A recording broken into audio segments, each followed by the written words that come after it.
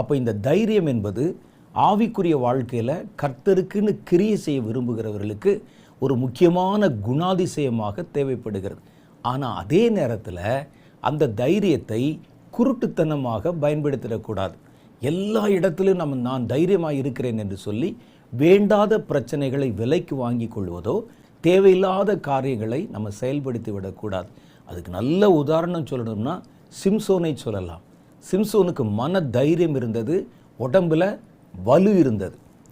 ஆனால் அவர் செய்ததை முழுசும் பாருங்களேன், அவர் வீணான காரியங்களை தான் நேரத்தை செலவழித்தார். ஒரு சிங்கத்தை அடித்து கொன்றது, சிங்கம் வந்துச்சுன்னா வேற பாதையில் போயிருக்கலாம். சிங்கத்தோட சண்டை போட்டது, தேவன் நமக்கு கொடுத்த ஆவிக்குரிய பலம் இருக்கிறது என்பதற்காக எல்லா இடத்துலையும் அவைகளை மிஸ்யூஸ் பண்ணிடக்கூடாது.